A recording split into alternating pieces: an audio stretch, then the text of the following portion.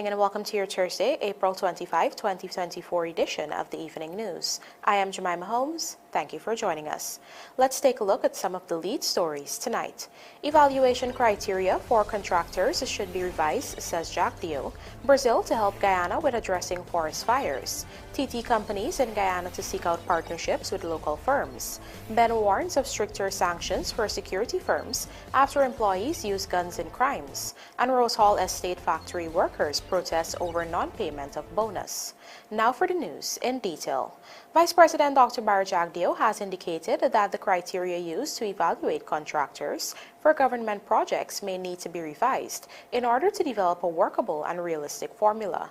Here is Vanu Manikchand with our lead story tonight.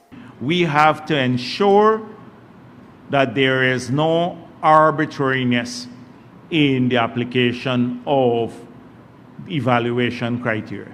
And if you know that the market don't have enough bidders, so you're going out for 17 contracts and you can't give all 17 to one or two persons with the experience, but you want all 17 to be constructed, you have to craft the evaluation criteria in a manner that would allow you to stick rigidly with it. That was Vice President Dr. JAGDEO speaking at his weekly press conference on Thursday, where he was asked about government's plans to strengthen the evaluation criteria during the tendering process. His comments come on the heels of controversy surrounding the award of the $865 million contract to Taipei Group for the construction of a pump station at Bellevue, West Bank, Demerara. The Public Procurement Commission has flagged several issues regarding the award of the contract to the company that is associated with Mikhail Rodriguez, popularly known as Guyanese critic. Based on a complaint by former Public Infrastructure Minister David Patterson, the PPC had launched an investigation into the contract award and found, among other things, that the company was only established in August 2022 and therefore failed to meet the technical requirements of the bid documents, which stated that the successful bidder must have successfully completed projects of a similar nature and size within the last 3 years. But the Vice President argued at Thursday's press conference that even companies with years of experience also face challenges and delays in executing projects. I've seen this thing about, because they don't have prior experience, that there is a problem. I've seen contractors and contracts that have a long track record of prior experience and the projects are now delayed too. So delay is a function of the particular project, and often it's not about the contractors who have the capacity, because many of the contractors who have full capacity, so-called capacity, they have so much work to do that even the contracts they have now, they're not fulfilling on time. We've seen numerous cases of that. Reporting for the Evening News, Vanu Manikchand. In light of the recent wildfires that have been occurring across the country, the Guyana government has solicited the help from neighboring Brazil for training in forest fire management. Trishelle Sobers has the details. Officers of the Guyana Fire Service will undergo training to better combat and manage forest fires and wildfires. The training, which commenced on Thursday, is being provided by Brazilian officials. This Brazil-Guyana partnership will allow for aerial surveys as well as engagement with the Civil Defense Commission, aimed at improving local authorities' readiness, capabilities, experience, and expertise in tackling forest fires. It also involves overflights and spotting activities to identify areas with ongoing bushfires.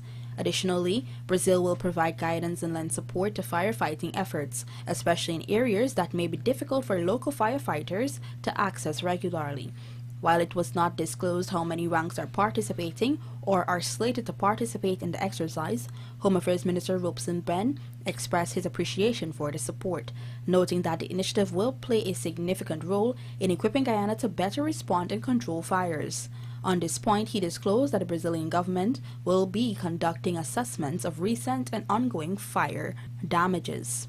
So I think there's a question of examining them supporting us at particular times in relation to fire bombers or something, and in relation to having a continuous assessment of the state in relation to fires in the agricultural areas and in the forests, which we have to protect. The minister added that government's primary goal is to effectively combat forest fires and safeguard communities and natural habitats. According to BENN, resources are stretched thin, and as a result, the fire service plans to distribute pumps and tanks to Amerindian communities that have trailers. This is part of efforts to help residents in remote areas store water that can be utilized in the event of a fire, so that they will have an almost immediate response for themselves. Because as we know now, their houses burned too, their crops burned too, the animals died too. A lot of work has to be done with our population in relation to fire safety. A lot of work has to be done with the government agencies and also the people who buy things in relation to the quality of electrical and other equipment that they purchase in the stores. From January to April 3 this year, Guyana had encountered 1,285 wildfires across the country. Of that number, 1,000 had occurred in communities located in Region 5, Mahaica Berbice, and Region 6, East Berbice Quarantine. Trishelle Sobers, Evening News. Representatives of 15 companies from the Republic of Trinidad and Tobago are currently in Guyana exploring the vast amount of business opportunities available here, with the ultimate goal of forging partnerships with local firms. Michael Henry has the details in this report. The Center for Local Business Development and the Trinidad and Tobago Chamber of Industry and Commerce have teamed up to bring 15 companies to Guyana to explore business opportunities over a 2-day period commencing Thursday. During the inaugurative session for the event, Senior Director of Investment John Edgell highlighted that Trinidad business owners should invest in Guyana as the country has significant growth over the past decade. 10 years ago, 2014, we had 3 what I call proper hotels, a lot of dilapidated roads. We still have the Yamarara Bridge that causes a lot of people discomfort in the morning, constant blackouts, and I'm seeing a nodding head, so I know I'm telling the truth. But that was the reality that faced our country. Now in 2024, 10 years later, we are seeing a great change. And we're seeing those changes being made in investments in the private sector as well as in the government sphere. Meanwhile, Trinidad's High Commissioner to Guyana, Conrad Enel, emphasized the importance of Trinidadian business owners discussing value-added operations that align with Guyana's developmental sectors. Trinidad businesses need to discuss value-added towards the country's developmental agenda, as opposed to helping with a particular challenge. Meanwhile, Enel relayed to Trinidad business owners the challenges faced within Guyana's transportation of goods and services between Suriname, Brazil, and how they have overcome it must be taken into consideration. Connectivity with Suriname, with connectivity with Brazil, and with backward and forward integration for goods and services in circumstances where in the past transportation issues, connectivity issues were a major challenge. As we speak, those challenges have been addressed, and therefore the landscape very shortly will fundamentally change. These Trinidadian companies in Guyana provide a wide range of services including logistics, manufacturing and distribution, banking and investment, food and beverage, paper products and packaging, ICT, fintech, water and waste treatment, and much more. Michael Henry, The Evening News.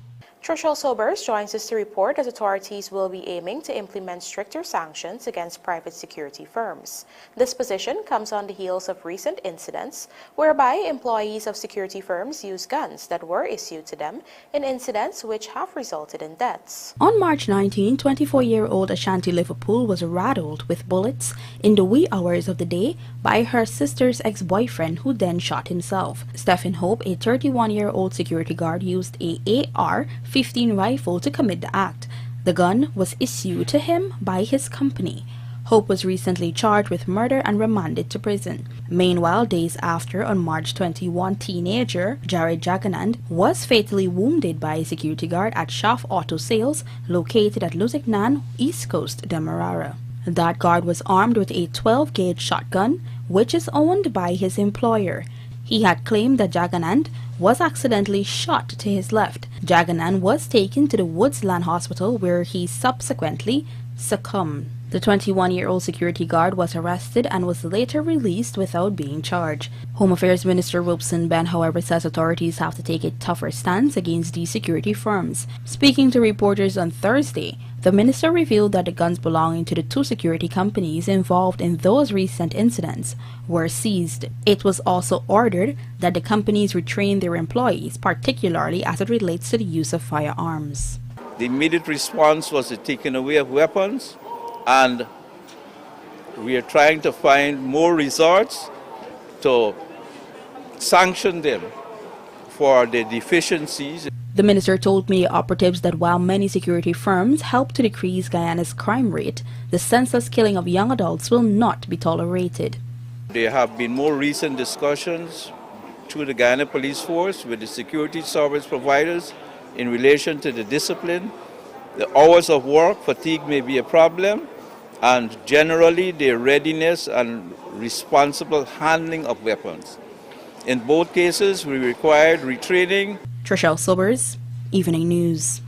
Coming up, $397 million upgrade of Pima Airstrip completed and highest bidder for sale of Marriott Hotel dies. Do stay with us. More news ahead.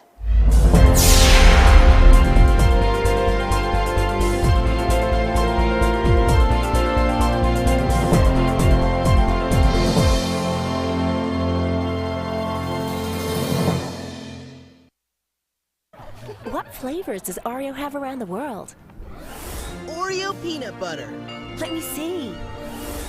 Oreo cajeta. Here comes Oreo around the world, the promo that takes you on a family trip to taste the Oreo flavors available in Paris, New York, Mexico, or Rome. Register your packages at oreopromo.com.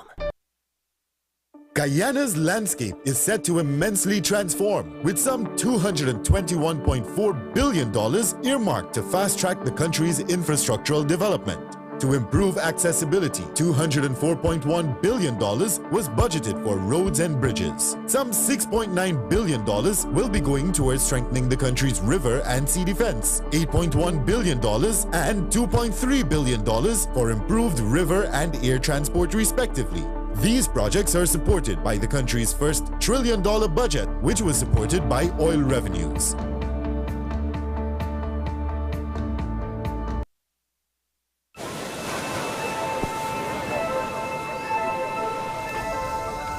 Dad!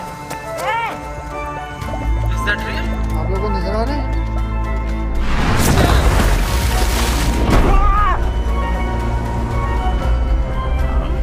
Well hit. Away it goes. That is a ridiculous. Look at this. Not a single bar of service. Not with us. Digicel officially has the best mobile coverage in Guyana. Ookla, the company behind Speedtest, recognizes Digicel as the network with the best mobile coverage in Guyana. Be it in Aishalton or in Etteringban, we got you covered. Digicel, the award-winning network for everyone, everywhere. Guys, I think I'm in love! Wow! Yeah, I was looking at you too. What? What are you talking about? I'm in the tiles. Where did you get them? Oh, Mima Decor, obviously the best tile store in Guyana. Come, let me take you there. My My kitchen, my bathroom, my floors. Mima Decor has everything. And the prices are great too. So, yeah, want to have a date now? We can build on that.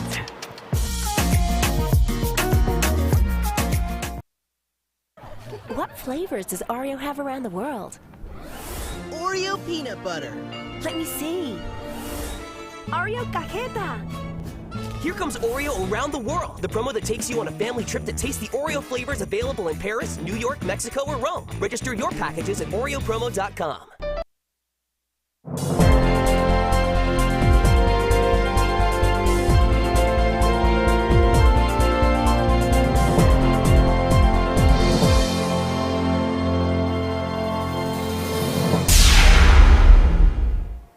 Welcome back. You're watching the evening news. A 52-year-old man of St. Square, East Rymeveld, Georgetown, was yesterday afternoon stabbed to death outside of a grocery shop located within the same community. Dead is Sean George, who received 4 stab wounds about his body, 3 to the abdomen and 1 to his forearm.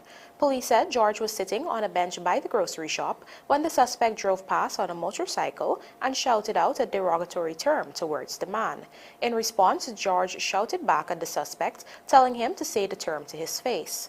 As a result, the suspect stopped the bike and approached the man, and a scuffle ensued between them. During the scuffle, the 2 men ended up in a drain, and the suspect then pulled a knife from his pants waist and dealt the victim 4 stabs. After stabbing the victim, the suspect escaped on his motorcycle, leaving the wounded victim in the drain. George was subsequently picked up and taken to the Georgetown Public Hospital Corporation, where he died whilst receiving treatment. Investigations are ongoing. We now tell you that a fire of unknown origin last night erupted at the Linden Municipal Market in Region 10, destroying several stalls. The fire began at around 20 hours 30. The cause of the inferno remains unknown, but authorities have already launched an investigation. There have been no reports of deaths or injuries. In November 2023, an electrical fire had destroyed the Criverton Market in Region 6. The Guyana Fire Service had stated that an electric fan, which was left switched on in one of the stalls, had overheated and caused a fire which gutted sections of the facility. In July 2023, the Charity Market in Region 2 was also destroyed by fire. The fire service had concluded that the fire originated from an electrical meter which was located at the center of the market. In both cases, works have begun to build new markets. Additionally, a fire had destroyed the Parika Market in Region 3 in February 2023. The fire service had determined that construction workers who were in the process of rebuilding the market were conducting welding when sparks came into contact with nearby combustible materials, which ignited and caused the fire. Workers attached to the Rosehall estate this morning downed tools and took to the streets in protest over the non-payment of a promised 1-week end-of-crop bonus. Andrew Carmichael reports that it would cost the Guyana Sugar Corporation, GuySuco, about $300 million to pay the promised bonus to the factory workers attached to the East Berbice estates, which also includes the Albion estate. At mid-morning on Thursday, the majority of the Rosehall estate factory workers downed the tools and walked out of the factory. Their action was in protest over the non-payment of an end-of-crop bonus. The money is normally paid to factory workers 2 weeks after the crop ends. The first crop ended 3 weeks ago, and the management of the estate on Thursday morning met with the workers' union representatives. During that meeting, it was reportedly disclosed that GuySuco has no money to pay the workers the promised bonus. The 2 sides had previously met last week, and GuySuco promised that a 1-week bonus would be paid to the workers this Friday. When I went to the meeting this morning, they tell me no money now. So, as a representative, we got to carry the message back to the worker. So we go to the worker, inform the worker, and the worker decide. Put down the tools and text them. And wait until somebody get an answer when the money is paid. Thursday's meeting was attended by workers' representatives of all 4 departments in the factory. Normally, when we are out of crop, workers expect 2 weeks after crop would have ended, workers would get holiday with pay. So, we were promised last week that due to some inconvenience, we cannot have it, workers cannot have it last week. So they pleaded with us to bear with them, we're going to get it this week. But this morning, they held a meeting with the reps, informing us that unfortunately, there's no money available. So the workers are disgruntled and they're out here. The estate is not grinding now. No. So what are these workers employed doing? We just, there's no maintenance work.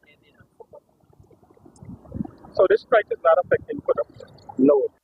157 workers were engaged in the factory's operations on Thursday, and 106 walked out, leaving 51 at work. Rosehall Estate had a target of 3,190 tons of sugar for the first crop and was able to make 1,779 tons, representing a shortfall of almost 50%.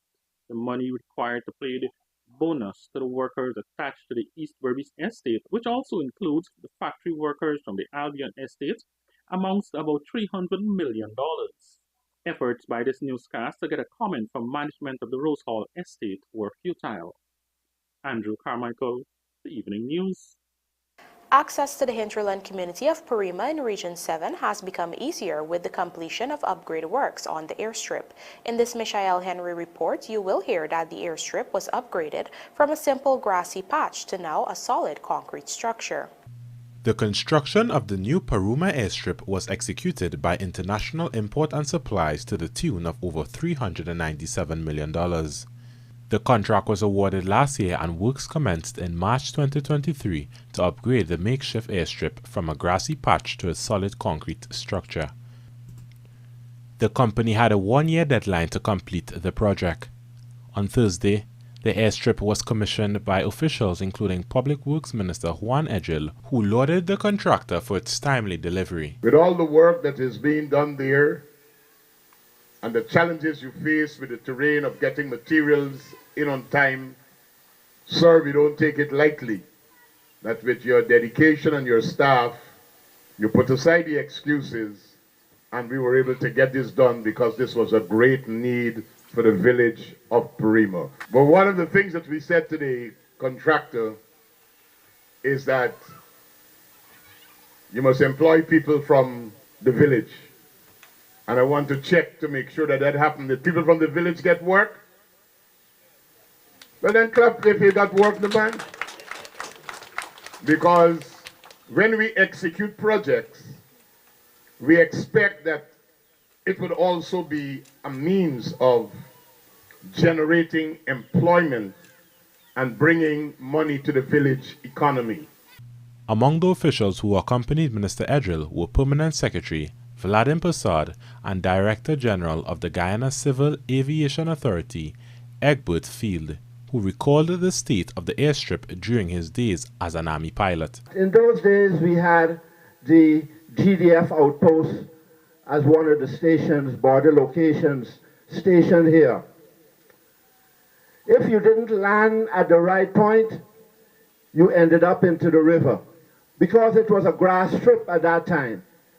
For takeoff, you had to wait until you had a good wind before loading up your passengers and moving that aircraft. Today, you have this spanking new all-weather airstrip that an aircraft can land at any time, rain or sun. The residents were urged to take good care of the new multi-million-dollar airstrip, which in turn will encourage airline operators to flight there more often. Michelle Henry, The Evening News. United States businessman Ramy ElBatra, who had put in the highest bid to buy the Guyana Marriott Hotel, has passed away, possibly putting the deal in limbo. Find out more in this Vanu Manikchand report. Last year, Ramy ElBatra's company, XLLC, had emerged as the second successful bidder with a US $90 million proposal to buy the Marriott Hotel located at Kingston in Georgetown. Since then, the company had been in negotiations with the Guyana government through the National Industrial and Commercial Investments Limited, NISL, to iron out the sale terms and was expected to sign the contract soon. However, ElBatra passed away on Tuesday, April 23, at the age of 63. ElBatra's company had been the top bidder in 2 rounds of a public tender process for the sale of the Marriott Hotel. Only in March, the American businessman told the local newspaper Stabroek News that he would be in Guyana this month to conclude the deal. At this point, however, it is yet to be determined whether the transaction with ElBatra's company, XLLC, will proceed. Vice President Dr. Bart JAGDEO said at a press conference on Thursday that if government is unable to conclude the deal with XLLC, then it could go back out to tender for a 3rd time or altogether keep the hotel. We may have to invite in that company to see if you can conclude an arrangement in the 2nd bid. And if you can't, if the bid is still not valid, because bids have a validity period, you may just, the government may decide to go back out or just to keep the hotel. There's no rush to conclude anything here because we're not looking to desperate to sell it. Apart from XLLC, the only other company that had submitted a bid in the 2nd bidding process was Integrated Group Guyana Inc., which had put in an offer of US $86.1 million to buy the hotel in May 2023 after government had set a base price of US $85 million for the sale of the Guyana Marriott Hotel. The hotel, which opened in 2015, was constructed to the tune of US $58 million. A feasibility study conducted by a Miami-based firm HVS Consulting back in 2010 had outlined that the Marriott Hotel is likely to be sold 10 years after its operationalization at some US $76.1 million. Reporting for the Evening News, Fanu Manakchand. And now for a look at the bridge reports. The Demerara Harbour Bridge is expected to be closed to vehicular traffic on Friday, April 26, 2024 at 4 hours for a period of 1.5 hours. Meanwhile, the Berbice River Bridge is expected to be closed to vehicular traffic on Friday, April 26, 2024 at 5:20 hours for a period of 1.5 hours. Guyana, a part of discussions to reintroduce T20 Champions League and Blue Water Girls U15 tournament commences next Saturday. Details of these stories and more coming up in the Sportcast, sponsored by Macorp.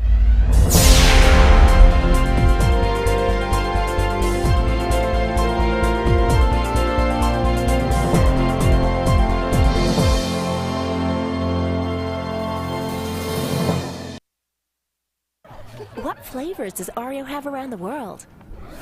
Oreo peanut butter. Let me see. Oreo cajeta. Here comes Oreo around the world, the promo that takes you on a family trip to taste the Oreo flavors available in Paris, New York, Mexico, or Rome. Register your packages at oreopromo.com.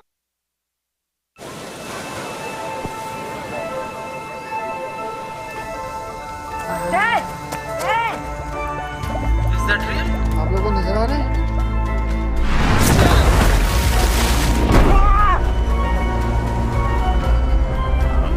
Well hit. Away it goes. That is a ridiculous. Look at this. Looking to bring your dream home to reality? Or simply taking on a home improvement project? Then National Hardware Limited is where you should start. Let us put that touch to your home.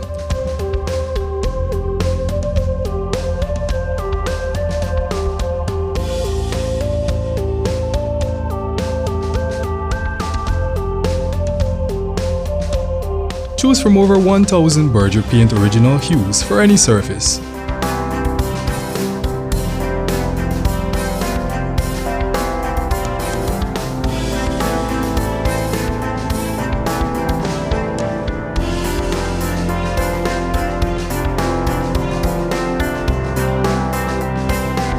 We are known for our trusted brands such as Westinghouse, Philips, Sadco, Rubbermaid, Pyrex, Gibson Home, and so much more. National Hardware Limited, your do-it-best store. located in downtown Georgetown and industrial site Rymeville. Experience more than award-winning speed. Way more. Get the best that LTE has to offer on Digicel, officially the fastest mobile network in Guyana. Ookla, the company behind Speedtest, recognizes Digicel as the best mobile network in Guyana. With the best LTE experience and the fastest data speeds, experience it all with Digicel, the award-winning network for everyone, everywhere. Miners, welders, and contractors. Have broken parts caused you tremendous downtime? Do you need an extra heavy-duty, dependable welding machine that will get the toughest jobs done and can also double as a generator to power all of your tools?